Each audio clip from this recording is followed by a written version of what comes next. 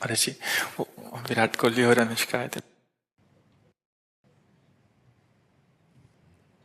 विराज बैठ प्रसन्न हो। जी अभी ठीक। हाँ, नहीं, ठीक ही रहना चाहिए।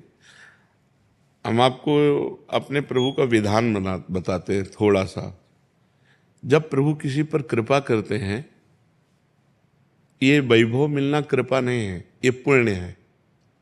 पुण्य से एक घोर पापी को भी बहुत देखो, पाप करके भी उनका कोई पुण्य है जिससे वो सुकृत पूर्व के सुकृतवश चल रहे हैं, नया पाप है।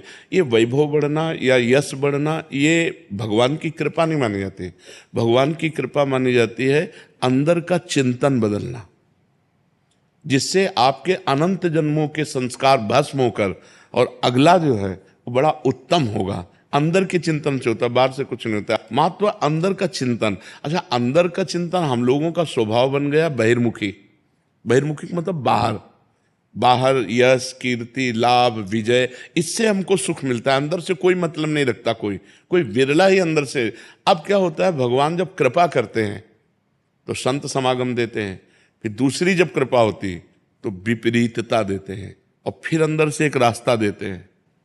ये मेरा रास्ता है, ये परम शांति का रास्ता है, ये शांति का रास्ता नहीं। भगवान वो रास्ता देते और जीव को अपने पास बुला लेते हैं। बिना प्रतिकूलता के संसार का राग नष्ट नहीं होता।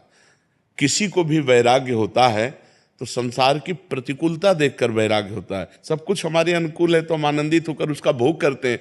जब हमारे ऊपर प्रतिकूलता आती है तब ठेस पहुंचती है कि इतना झूठा संसार, तो अंदर से भगवान रास्ता देते हैं। ये सही है। भगवान बिना प्रतिकूलता के इस संसार को छुड़ाने का कोई भी औषधि नहीं रखी।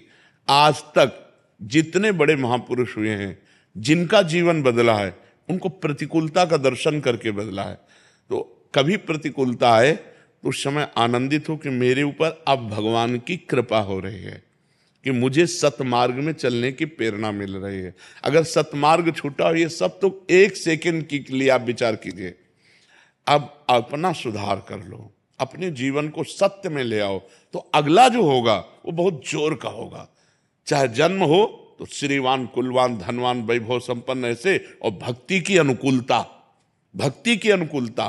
खास बात श्रीवान धनवान कुलवान नहीं, खास बात भक्ति की अनुकूलता। अगर इस जन्म में भगवत प्राप्ति नहीं हुई तो भगवान श्री कृष्ण ने गीता में कहा है कि मेरे भक्त का नाश नहीं होता। मैं कुलवान धनवान श्रीवानों के कुल में जन्म देता हूं और फिर पुनः भक्ति का माहौल देता हूं, और पूर्व का जो भजन छूटा हुआ हो वहीं से उसको। अब बिल्कुल ऐसे ही रहो जैसे रह रहे हो।